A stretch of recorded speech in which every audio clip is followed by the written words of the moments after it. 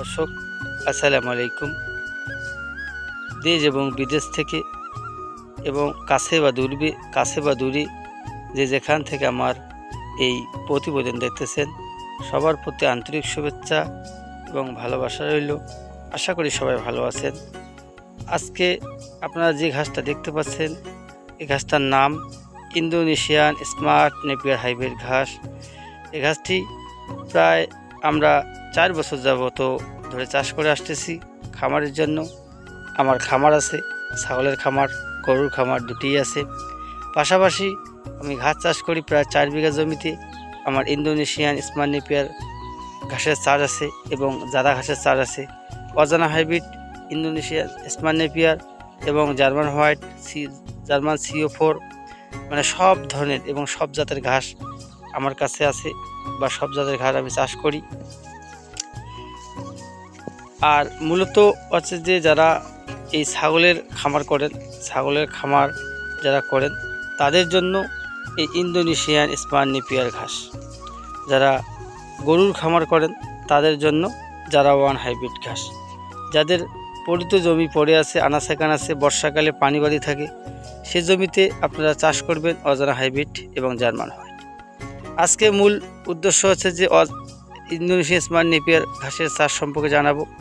ভিডিওটি আপনারা যারা শুরু করবেন শেষ পর্যন্ত থাকবেন, তাহলে এই ইন্দোনেশিয়ান স্মার্ট নেপিয়ার ঘাসের চাষ সম্পর্কে জানতে পারবেন।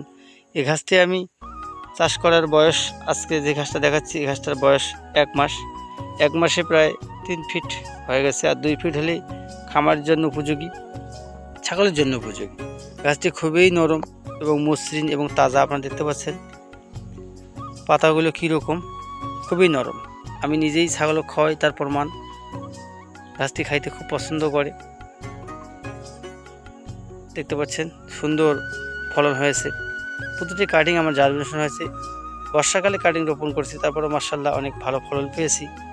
আশা করি আরও ভালো ফলন পাবো। যারা ছাগলের খামার করেন তাদের উদ্দেশ্যে বলতেছি, আপনারা এই ঘাস চাষ করুন।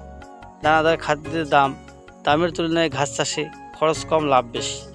অল্প টাকায় এই ঘাস চাষ করা যায় এবং খামারের জন্য লাভ করা যায়। খামারে লাভ করতে হলে আপনাদের অবশ্যই এই ইন্দোনেশিয়ান স্মার্ট নেপিয়ার ঘাস চাষ করতে হবে।